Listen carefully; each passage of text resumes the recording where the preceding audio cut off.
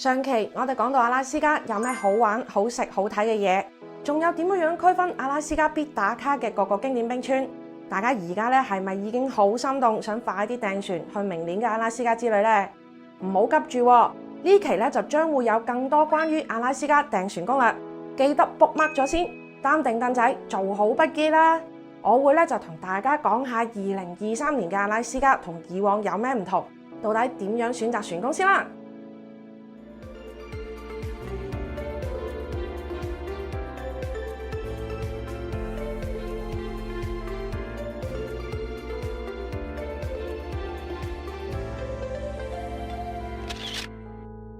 首先，阿拉斯加咧分為兩種主要嘅線路，單程嘅 one way 同埋往返嘅 round trip。咁單程嘅 one way咧就係指從一個起點港口出發，然後一直沿住阿拉斯加海岸線，同埋沿途幾個著名嘅港口，唔走回頭路咁樣，直到另外一個終點港口。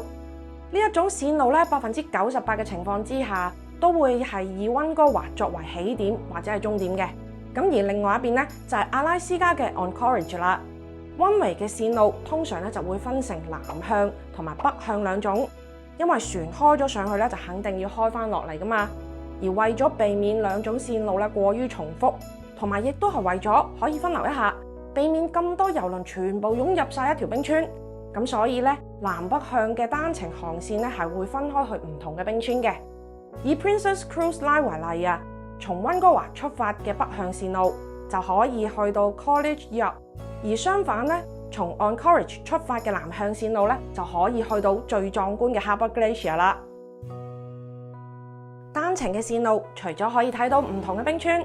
更北更靚嘅冰川之外，亦都係為咗可以去到阿拉斯加最北面嘅幾個著名嘅旅遊城市。因為阿拉斯加咧，除咗睇冰川之外啊，佢嘅自然風光同埋豐富嘅野生動物種類，係吸引好多人嚟玩嘅主要原因之一。當我哋選擇單程郵輪嘅時候啊，除咗常規嘅7晚船行程之外，仲可以選擇延伸嘅陸地遊，例如咧坐玻璃頂嘅觀光火車深入參觀 Denali National Park。而船公司咧特別係 Princess Cruise 喺呢度有好幾個特別為郵輪乘客打造嘅 lounge，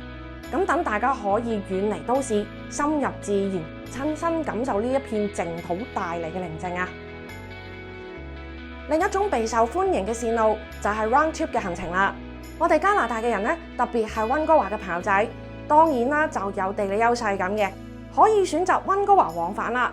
溫哥華往返咧最顯而易見嘅好處就係唔需要飛去美國，就可以喺自己屋企門口輕輕鬆鬆就上船出發啦。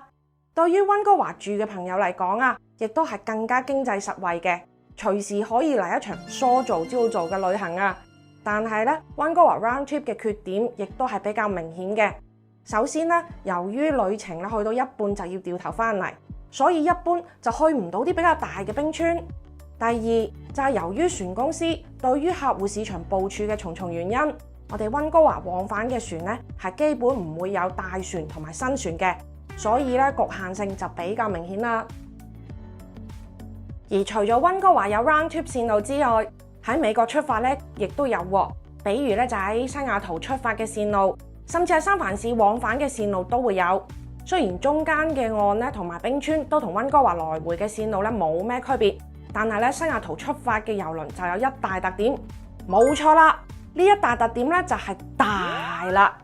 所有喺阿拉斯加最大噸位嘅郵輪，全部都集中晒喺西雅圖。無論係邊個船公司，都會將佢哋咧最靚、最大、最揾錢嘅船咧安排喺西雅圖出發。點解有種加拿大人被莫名嫌棄嘅感覺咁嘅？咁所以咧，如果你唔嫌麻煩嘅話，又想坐新船、大船，咁你就可以考慮，乾脆咧就飛過去西雅圖上船啦。講完阿拉斯加嘅兩大郵輪線路方式，大家咧就可能心目中有所計劃啦。但係2023年行阿拉斯加嘅船咁多，究竟應該點揀好呢？ Chloe 咧就特別為大家盤點咗一下明年行阿拉斯加嘅所有船公司嘅所有郵輪啦，等大家咧就可以一目了然啊嘛。先講下阿拉斯加線路嘅長期霸主公主郵輪。明年公主郵輪咧行阿拉斯加嘅有7艘船咁多啊，分別咧就係11萬噸嘅 Grand Class 郵輪 Grand Princess、Sapphire Princess、Ruby Princess 同埋 Crown Princess 啦。然後咧仲有14萬噸嘅3艘 Royal Class 嘅郵輪 Royal Princess、Majesty Princess 以及今年3月份先落水嘅全新旗艦 Discovery Princess。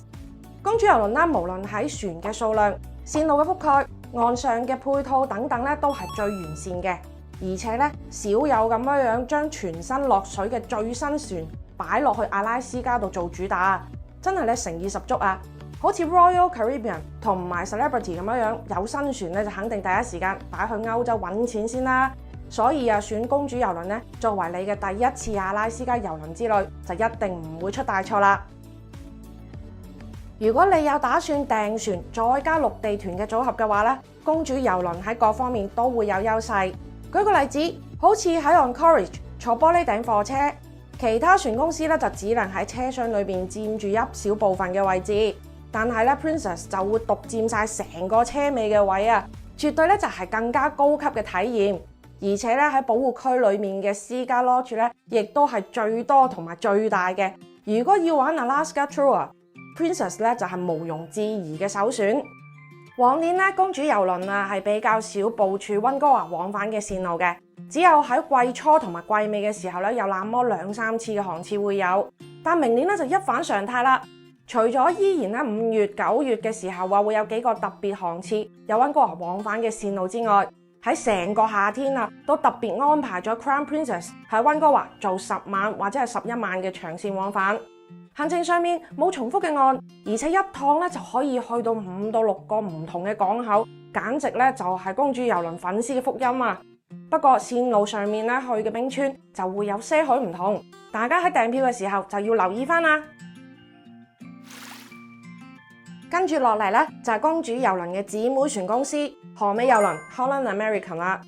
同樣作為主打阿拉斯加嘅 Cruise Line，荷美郵輪喺2023年亦都投入咗唔少嘅船，總共咧有6艘咁多。最細嘅噸位咧有6萬噸嘅 Volendam， 然後係8萬噸嘅 Vista Class 嘅2艘 Newdam、Westerdam， 仲有 Signature Class 嘅 Eurodam、New Amsterdam， 同埋最新系列之一9萬9噸 Pinnacle Class 嘅 Koningsdam 啦。荷美郵輪嘅船咧都係中小型 size，非常適合喺內海道以及係冰川裏面航行，更加容易接近冰川，近距離欣賞。雖然好多人會覺得荷美郵輪咧係 senior 嘅遊客為主，但係其實近2年荷美郵輪嘅客戶群體已經開始年輕化啦。值得一提嘅係，荷美郵輪上面有收藏咗非常多嘅藝術作品同埋畫作，唔單止為船上邊生活增添色彩啊，亦都係為旅程增加咗好多嘅藝術氣氛㗎。呢2年荷美郵輪都有將旗下2016年新建嘅船安排喺溫哥華出發，所以想喺溫哥華屋企門口上船，又可以坐到新船嘅呢個，的確係一個唔錯嘅選擇嚟㗎。第3就係非常受一家大細歡迎嘅 Royal Caribbean Cruise 啦。皇家加勒比喺2023年會部署4艘船喺阿拉斯加嘅。咁分別就係9萬噸嘅 Radiant Class 2艘船 Radiance of the Seas 同埋 Brilliance of the Seas， 同埋當然唔少得阿拉斯加最大嘅2艘船16萬噸嘅 Quantum Class Quantum of the Seas 同埋 Ovation of the Seas 啦。皇家加勒比喺阿拉斯加嘅部署就唔算出彩，中規中矩。喺溫哥華可以坐到嘅船就只有2艘細船啫。其中有一艘係每個星期都喺溫哥華出發行 round trip 線路嘅 Brilliance of the Seas。優點就係勝在夠方便同埋船票夠抵啊！而想體驗大船嘅豐富設施就要去西雅圖登船啦。當然啦 ，Royal 嘅 Quantum Class 可以話係阿拉斯加最好玩嘅船之一啦。唔單止有適合小朋友玩嘅各種遊樂設施，更加係有北極星呢一個獨家嘅體驗。可以喺海面300尺上面再登高睇冰川啊！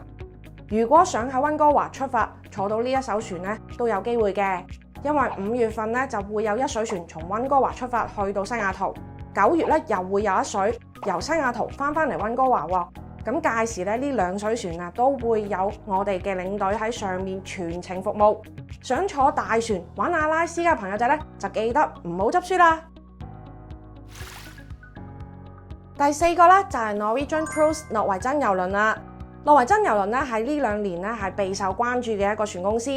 由於佢開創咗好多行業裡面嘅先河，包括咗海上第一個卡丁車啦，又比如係新船 Prima 領圖號嘅革命性創新設計，所以咧亦都累積咗唔少嘅 fans 㗎。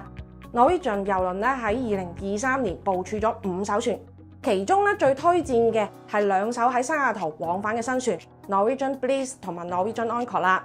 呢2艘咧都係2018年同埋2019年新建嘅大船，排水量達到咗168000噸。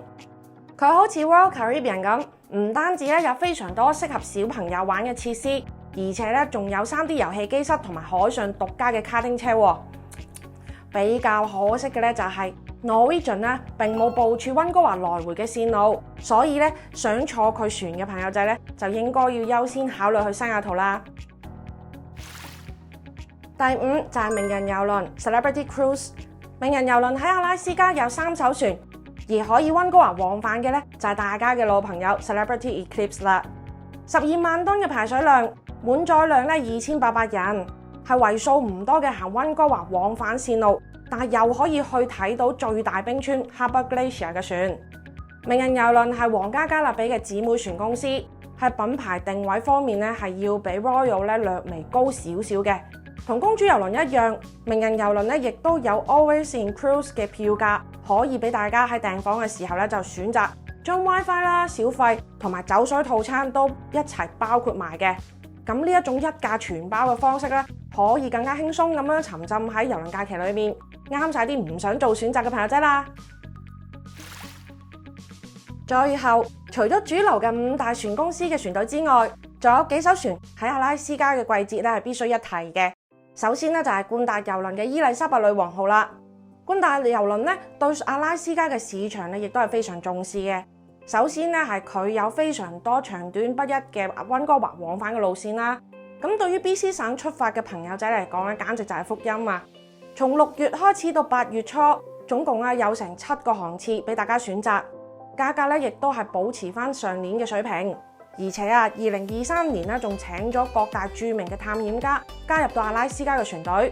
咁做主題巡航添。所以咧未試過呢一艘傳統英式皇室風格嘅郵輪嘅話，我都係十分推薦大家試試嘅。值得一提嘅係喺2022年嘅時候咧，冠達郵輪由於為咗保持乘客同埋船員嘅配比，喺未開季嘅時候咧就已經停止船位嘅銷售啦，導致到好多仲喺度觀望緊嘅朋友仔咧都錯失咗好機會。所以2023年就記得要提早預訂啦，唔好再錯過咗，等 last minute 仲猶豫不決啊，重蹈咗今年嘅覆轍啊！另一艘非常受關注嘅阿拉斯加溫哥華往返郵輪咧就係迪士尼郵輪啦。